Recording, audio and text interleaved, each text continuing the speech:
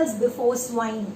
To cast pearls before swine. So what are we seeing right now? We are seeing few expressions, okay, which if you are inspired by those expressions, now you create such expressions. You got it? So here there is an example which says to cast pearls before swines. Okay, which means if I have pearls in my hand and I throw it before the swines, will the swines realize the worth of it? No, they are going to trample on it. It would mean nothing to it. If you give a baby, okay, sometimes it so happens with kids, my nephew, he asked me for some money for his dumb box, okay. So I gave him 200 rupees and he's telling, no, I don't want 200. I don't want this rupees. Give me, change. Give me change. So he does not realize the worth of the money that I gave him. Then I had to give him 1 rupee, 2 rupees. He was so contented with it. So sometimes what happens is when you try influencing people's life, inspiring people's life, it's to no avail. People are not ready to listen to you. So should you be disappointed? You're trying to communicate something to through your writing and nobody reads it.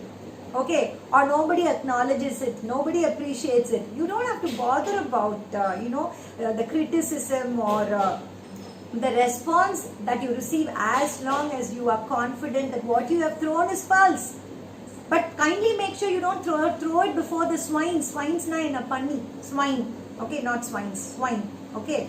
So swines ko plural kadayadu. You say swine only. Okay. So these are few things you have to know. Informations sollakudadu. You always call it information. Okay. So you don't say advises. You say advise. Adliyu noun formula you have one spelling and verb formula you have a spelling. So these are few things as a writer we have to be very careful. So Matthew 7:6 says, don't throw your pearls before the swines. Sometimes parents' advice to us falls on deaf ears. Okay, you try to talk to a friend to tell her how important her PG degree would be. So she has to really pursue it, be consistent and finish it. Sometimes it becomes pearls before the swines. People don't understand the worth of what you are giving them. Okay, that is it. So eat, drink and be merry. This is again an expression from the Bible. We should enjoy life as much as possible. Two meanings are there. Okay. One is that, oh my heart, eat, drink and be merry. Okay. You have everything that you need. Appadi or life irunduchuna, we will be disappointed. Okay. That is one meaning. Another meaning is, at the end of the life, what do you have? Okay, come on, enjoy life, eat, drink and be merry. Okay, both these meanings, people use it in both the meanings. Third, we come to the most important borrowing that we have done from the Bible, where Jesus talks about the seed, parable. It's called parable of the sower. It's called parable of the sower. It has also got connection with to cast pearls before the swines. Idukkum connection irukku. Enna abina, I always feel, okay, I bring lot of quality stuff that I want to give to students when we had regular classes.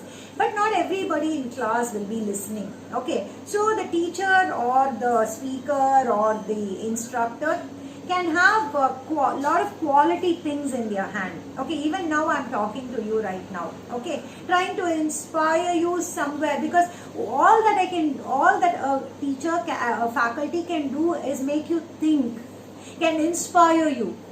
Now the thinking part and the outcome of the inspiration part has to come out from you. Maybe you use these inputs as a speaker, as a writer. That is left to you. Okay, how you use it. So what I have quality seeds in my hand. Now when I take these seeds and go, what happens is few seeds will fall along the way. When I'm carrying it and going, it will fall along the way. Few seeds might fall on the rocks. Few seeds might fall among the thorn. Few might fall on the benefit of birds when it falls along the way. Okay, people, what I would like to tell you is, however good the speaker is, from the listener's end, the speaker might not know who is a rock, who are thorns, Okay, who are the pathway, who are rocks, we might not know. What we do is we have quality seeds and we keep sowing. So depending on the kind of soil that you are, human being, the being level receptivity, okay, it will give yields. Okay, sometimes நல்லா கவனிச்சுட்டே இருப்பாங்க, ஆனா அவங்க 100% yield கொடுக்கணும்னு அவசியம் இல்லை. Some might give 30%, some might give 60%, some might give 100%. So whatever good things we listen, depending on the kind of person we are, we give result. As simple as that. So Jesus tells people the kingdom has come, the other world has come. Okay, now repent. Whatever mistake you've been doing, repent and mend your ways. Not everybody listens. What will happen to those are people, he says those are people who accept. When you say something good, they accept it, but it will not take root in them. It will be lost. Seeds among the thorns are people who willingly accept things, but when they have problems and challenges, they'll say, is there a God? Can I trust people? Okay, is this life worth living? And they will give up.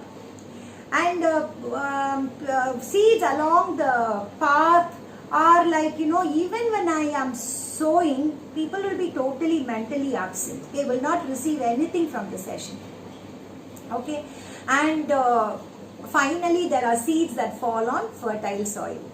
And even falling on fertile soil, not everything will give 100% yield. Few will give only 30%, few will give 60%. So now it is time for us to, in connection with this parable, to ask ourselves in every session, are we a fertile soil or a parched land? Or are we a rock? Not only inside a class, even life. Again, there's a beautiful saying which goes like this: not all classrooms have 4 walls. Which means life is always teaching us, correct? Never stop learning, because life never stops teaching, correct? So not all classrooms have 4 walls. These are all sayings or quotes that I read somewhere that really impacted me. I'm able to quote right now. So when are you going to write something so that people would start quoting? That's exactly the question that we have before us.